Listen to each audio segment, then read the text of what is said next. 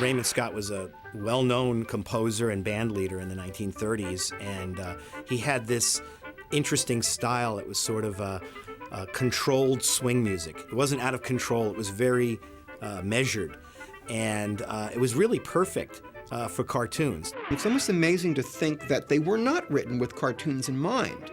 Raymond didn't compose these and perform them with the intention that, gee, maybe someone will hear these and want to use them in animation.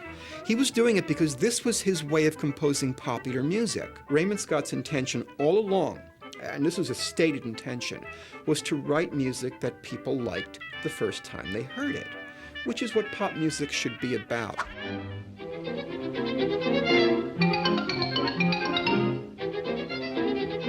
It doesn't sound like a needle drop, a pre-existing composition that they're just putting on, or an orchestra noodling away in the background so that it doesn't sound like dead air. It sounds like a cat chasing a mouse, and then it sounds like the cat falling down the stairs, and then it sounds like the cat banging his head. And to this day, I can listen to those scores and close my eyes and see the cartoons on the backs of my eyelids. He was an idea man who was about solving problems sonically. I just imagined him always not worrying about archiving things, but always, thinking about what am I going to do next? Where am I going now?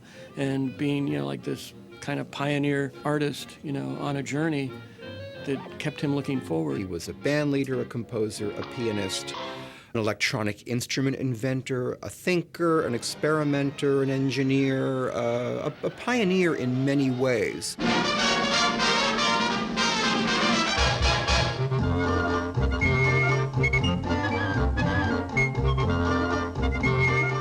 People are still around that remember the Raymond Scott Quintet. It was very popular in the late 1930s for a few years there.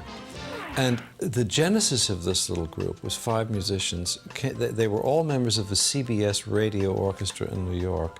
I think the group was organized by Raymond Scott. Members of the orchestra were taken out to form this little group, including my father, who was the percussionist and drummer in the little group.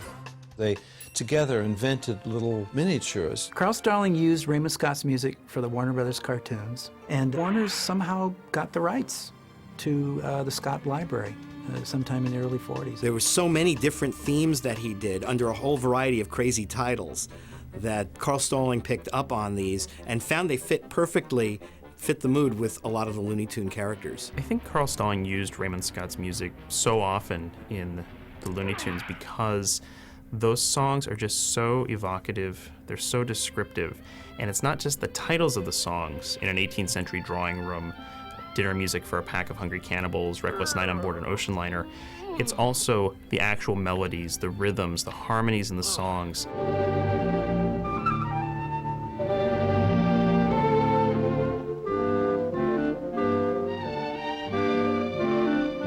Had what really seemed like an animated sense of composition, which came out in the titles of his instrumental pieces. The instrumental pieces themselves were often very wild. The rhythms would shift, the melodies would go all over the place. They would seem to, dive bomb down sometimes and then, launch themselves off into the stratosphere.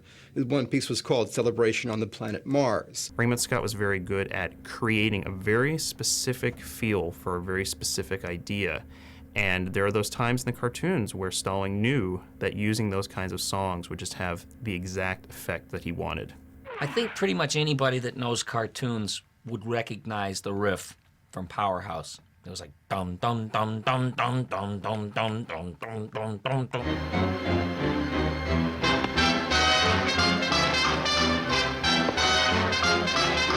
I think the ultimate use of Raymond Scott's Powerhouse comes in Baby Bottleneck, in the factory scene where all the babies are going through and Porky and Daffy are working their hardest to keep the line of production going. It's a tremendous sequence. I think everybody sort of subliminally has heard it, and Powerhouse was just a piece of a big suite, mini suite, let's call it, called Jumpin' Jupiter. Parts of it were very, musically hip, forward pieces, and they're really hard to learn.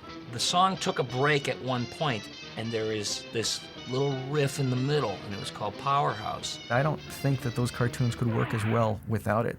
I can't imagine a substitute for Powerhouse on those cartoons. It really, Baby Bottleneck without that just wouldn't be the same.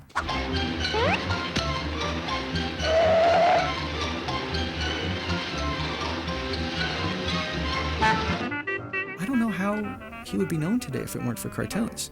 You know, the cartoons last forever, and a lot of times records just sort of are forgotten. He was reinventing an orchestra that was from hundreds of years ago for modern times, and I think that's what made his music important and what made it valid.